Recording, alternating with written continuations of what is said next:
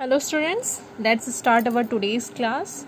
आप सभी जानते हो कि हम अभी क्या पढ़ रहे हैं। हम पढ़ रहे हैं chapter number 13, the constitution, the government system and formation pattern. जो हम चैप्टर का नाम मैं आपको बता चुकी हूँ, ये हम पढ़ रहे हैं। इसमें फ़िलहाल हम देख रहे हैं गवर्नमेंट सिस्टम। देखो, आज मैं फिर से रिपीट कर रही हूँ थोड़ा चीज़ों को, ताकि आपको रिवाइज हो जाए, आपको याद हो जाए। मैंने लास्ट वीडियो में भी रिपीट किया था, आज फिर थोड़ा सा रिपीट करती हूँ ताकि बच्चों आप लोगों को याद आ जाए, दिमाग में बैठ जाए। ठीक है, तो गवर्नमेंट सिस्टम, जैसे ही आपके लिए सामने किसी ने गवर्नमेंट शब्द बोला, आपके दिमाग में क्या आना चाहिए?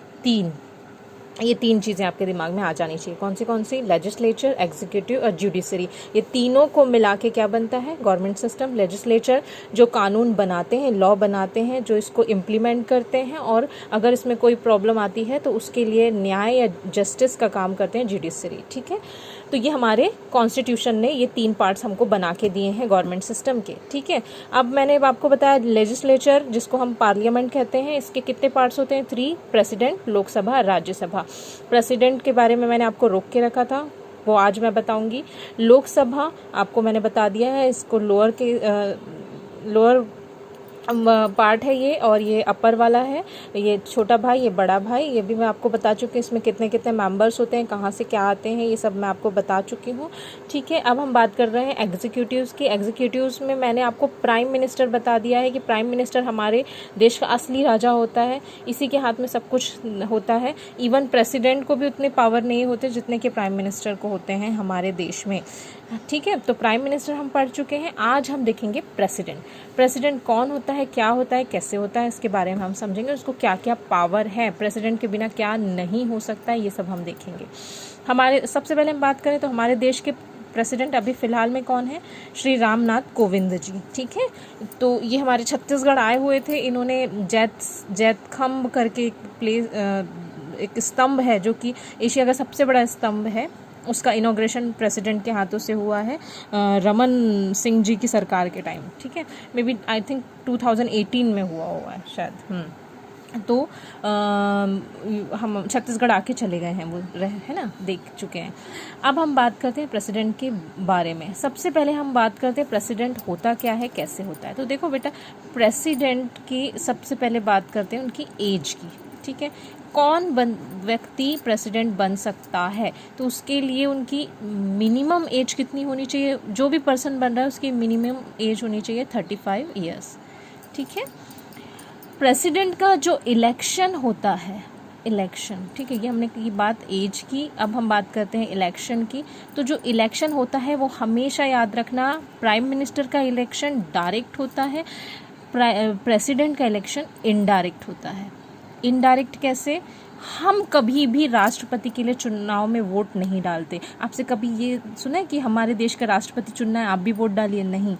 प्रधानमंत्री की वोटिंग में हमारा हाथ रहता है, हम लोग वोट डालते हैं, क्योंकि प्रधानमंत्री हेड होता है लोकसभा का, और लोकसभा के सारे मेंबर्स को हम चुनते हैं। ठीक है, इनका जो चुनाव होता है, इनका इलेक्शन होता है, वो इनडायरेक्ट होता है। ठीक है, नेक्स्ट है, अगर हम एजुकेशन देखें इनका, तो इनके लिए यानी जो भी व्यक्ति प्रेसिडेंट बनना चाहता है उसके लिए एजुकेशन कोई स्पेसिफाई नहीं किया गया है, कुछ भी नहीं बताया गया है कि इतना ही होना चाहिए, इतना ही होना चाहिए। तो हम कह सकते हैं कि नहीं, नन तो नहीं कह सकते हैं, इसको हम अभी ब्लैंक छोड़ देते हैं। इसका कोई स्पेसिफिक नहीं बताया गया है कुछ भी कि इतना एजुकेशन होना चाहिए।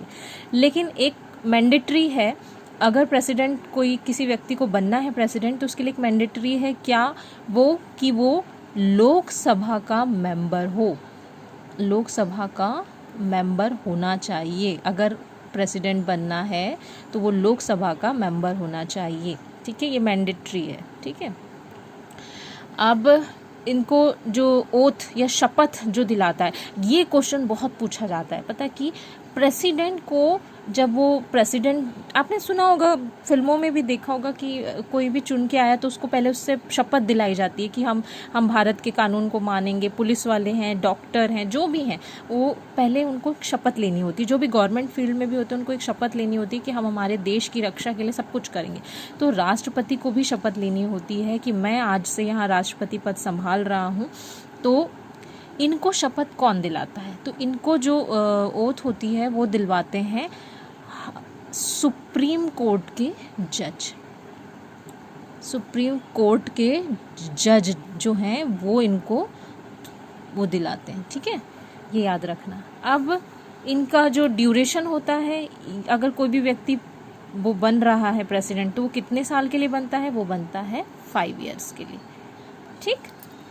अब अगर हमको इनके पद से हटाना है, इनको रिमूव करना है इनके प्लेस से, ठीक है, तो इनके लिए क्या आपको लगता है इजी है? प्रेसिडेंट इंडिया का या किसी भी देश का बहुत बड़ी बात होती है, उसको अपने प्लेस से रिमूव करना इजी नहीं होता है। लेकिन अगर प्रेसिडेंट ने वाकई कुछ ऐसा कुछ काम किया है, जिसको कुछ स्पेसिफिक चीज़ें होती हैं कि अगर उन्होंने ये किया है तो उनको अपने पद से हटाया जा सकता है, उसके लिए उसको कहते हैं महाभियोग, महाभियोग चलाया जाता है, ठीक है। तो प्रेसिडेंट को हटाना इजी नहीं है, ठीक है। अब प्रेसिडेंट के बारे में मैं कुछ चीज़ें आपको बता दूं कि प्रेसिडेंट को इंडिया में कहा जाता है फर्स्ट पर्सन, ठीक है। इंडिया का अगर कोई फर्स्ट पर्सन है तो वो कहलाएगा प्रेसिडेंट, ठीक है।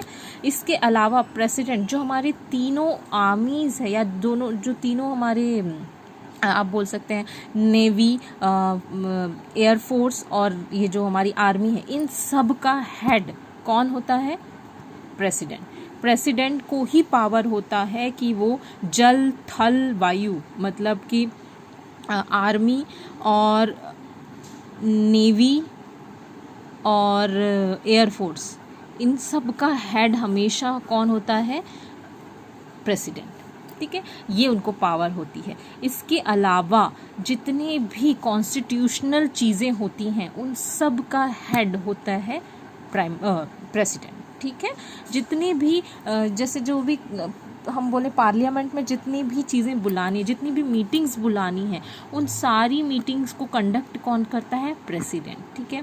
इसके अलावा जितने भी जो बैटल्स हो रहे हैं, जितने भी युद्ध होते हैं, ठीक है, उन सारे युद्ध में समाप्ति की घोषणा, स्टार्टिंग की घोषणा या जो भी अनाउंसमेंट करता है वो कौन करता है? प्रेसिडेंट करता है। जितने भी इंटरनेशनल हमारे पार्टनरशिप और या कुछ भी इन्वेस्टमेंट या जो भी चीज़ें होती हैं, वो उसकी भी अनाउंसमेंट कौन करता है? प्रेसिडेंट। हमारे देश में या हमारे जैसे राज्यों में कहीं आपातकाल लग रहा है, इमरजेंसी लग रही है। इमरजेंसी का मतलब जैसे बहुत लड़ाई हो गई है, कहीं दो गुटों के बीच में लड़ाई हो गई है या किसी और ने हम पर हमला कर दिया है, तो उसमें उस टाइम पे इमरजेंसी हो जाती है, इमरजेंसी लागू हो जाती है पूरे देश में। तो ये इमरजेंसी की घोषणा, अनाउंसमेंट भी कौन करता है? प्रेसिडेंट। प्रेसिडेंट ही पूरी दुनिया को बताएगा, पूरे देश को बताएगा कि हमारे देश में इमरजेंसी लग रही है। या कई राज्य, कई स्टेट्स में भी प्रेसिडेंट का पावर चालू हो जाता है, राष्ट्रपति शासन कहते हैं जिसको, ये लागू हो जाता है। ये भी अनाउंसमेंट कौन करता है? प्रेसिडेंट। अब ये क्यों लागू हो जाता है बेटा? कई जगहों पे ऐसी सिचुएशन आ जाती है कि जैसे सरकार पलट गई, कोई जैसे अभी मध्य प्रदेश में हुआ, कमलनाथ की कांग्रेस की सरकार थी, उसको बीजेपी वालों ने गिरा दिया। वो बहुत लंबी प्रोसेस है, वो आपको अलग से पढ़ना पड़ेगा। तो वो क्या हो गया, कुछ समय के लिए अगर दोनों पार्टी अपना बहुमत साबित नहीं कर पा रही हैं तो वहाँ पे कोई तो चाहिए शासन करने के लिए। तो ऐसे सिचुएशन में वहाँ शासन कौन करता है? प्रेसिडेंट, ठीक है। तो प्रेसिडेंट को ये सब पावर हैं। इसके अलावा प्रेसिडेंट की बहुत सारी पावर्स हैं जो मैं आपको एक एक करके, वैसे तो मैं आपको बता दी हूँ, लेकिन इसके अलावा भी जैसे इमरजेंसी में मैंने आपको बताया कि अगर हमारे देश में पैसों की कमी हो रही है या कुछ चीज़ पैसे से रिलेटेड, अचानक की बाढ़ आ गई, अचानक ही कुछ चीज़ होगी तो पैसों की ज़रूरत है, तो उस सब को भी कौन देखता है? प्रेसिडेंट देखता है, ठीक है। आप हमारे देश की बहुत बड़ी अच्छी चीज़ बोलो या बुरी चीज़ बोलो, अगर किसी को माफ़ी देनी है, अगर किसी को रियायत देनी है, तो वो काम भी प्रेसिडेंट के थ्रू होता है। जैसे फॉर एग्जांपल अगर कोई आतंकवादी है या कोई हमारे देश का ही है जिसने कुछ गलत किया है, जिसको सब तरफ से सबूत मिल गए हैं कि भैया ये गलत है, इसको फांसी पर लटका दो, पर वो उस बंदे को एक पावर इंडियन कॉन्स्टिट्यूशन ने दिया है कि मरने से पहले वो लास्ट कोशिश ये कर सकता है कि वो अपने सारे गुनाह एक्सेप्ट कर ले और लास्ट चीज़ वो मांगे प्रेसिडेंट से, that is sorry, that is क्षमा। क्षमादान की शक्ति कहते हैं जिसको, कि हाँ भाई गलती हो गई है, अब मुझे क्षमा कर दीजिए। तो प्रेसिडेंट को ये पावर होता है कि अगर सुप्रीम कोर्ट ने भी उसको फांसी की सज़ा दे दी है और प्रेसिडेंट को लगता है कि वो बंदा गलत नहीं है, वो निर्दोष है, तो प्रेसिडेंट को पावर है कि वो उसकी फांसी रोक सके। अब हमारे यहाँ जिनने मुंबई में दंगे किए थे, अजमल कसाब, उसने भी प्रेसिडेंट से क्षमा याचना के लिए एक लेटर लिखा था, पर प्रेसिडेंट ने उसकी माफ़ी को नामंजूर किया था कि नहीं, तुमको फांसी लगेगी ही। तो लास्ट चीज़ होती है क्षमादान की शक्ति, जो कि हमारे देश के प्रेसिडेंट के पास कॉन्स्टिट्यूशन ने दिया है, ठीक है। और इसके अलावा लोकसभा राज्यसभा में जितने भी असेंबलीज होती हैं वो सबको बुलाने और ख़त्म करने का अनाउंसमेंट भी प्रेसिडेंट करता है।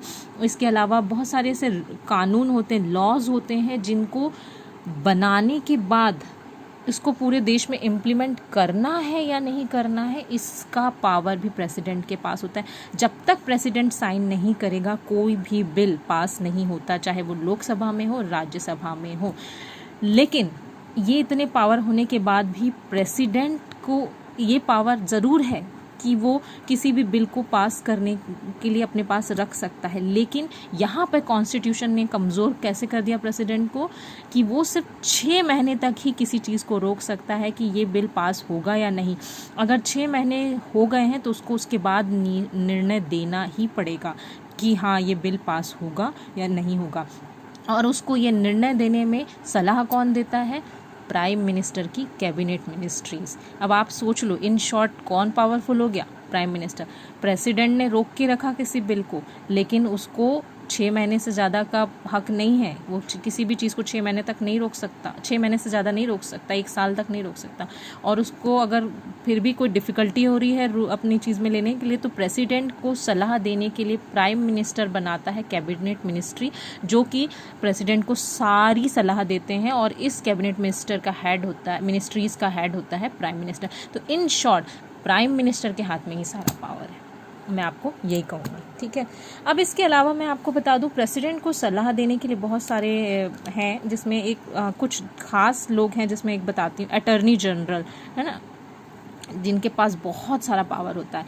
ये पूरे लॉ से रिलेटेड जितनी भी एडवाइस होती है ये प्रेसिडेंट को ये देते हैं। इसके अलावा होता है कैग, जितने भी टैक्स, लेखे, अकाउंट्स जितने भी हैं हमारे देश के, इन सब का लेखा जोखा ये कैग देखता है। ये हमारे देश की बहुत बड़ी पोस्ट होती हैं, इन तक पहुंचना इजी नहीं है, ठीक है, क्योंकि ये बंदे, ये जो दोनों होते हैं, ये सीधे सीधे किसको एडवाइस देते हैं? प्रेसिडेंट के। आई थिंक अभी वेणुगोपाल जी हैं अटॉर्नी जनरल, और कैग का राजीव जी थे, राजीव माथुर, अब शायद चेंज हो गए हों, तो आप देखना। तो ये लोग जो होते हैं ये बहुत हाईली क्वालिफाइड लोग होते हैं।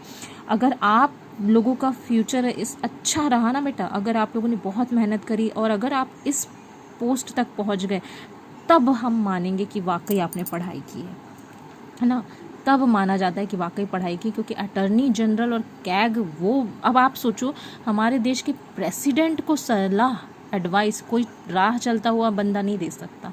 इनको एडवाइस देने के लिए मतलब कोई ऐसा बंदा लाया जाएगा जो हाईली क्वालिफाइड हो, और वो होते हैं अटॉर्नी जनरल और कैग, ठीक है।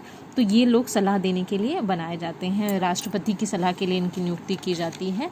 तो ये थे हमारे राष्ट्रपति के बारे में। प्रेसिडेंट के बारे में मैंने इतनी सारी चीज़ें बता दी है डिटेल में। अब कल हम लास्ट पढ़ेंगे कि जो हमारा जो काउंसिल वगैरह है, हाँ नहीं, लास्ट हम हमारा कल ये पढ़ेंगे जुडिशरी। फिर इसके बाद हम इस चैप्टर को एंड कर देंगे यहीं पर, फिर हम हमारा इकोनॉमी का नया चैप्टर स्टार्ट करेंगे, ठीक है। तो आई थिंक आपको समझ में आया हो जो मैंने आपको बताया है। कुछ पॉइंट्स छूट गए हो तो मैं आपको फिर से रिपीट कर दूँगी। Okay, thank you.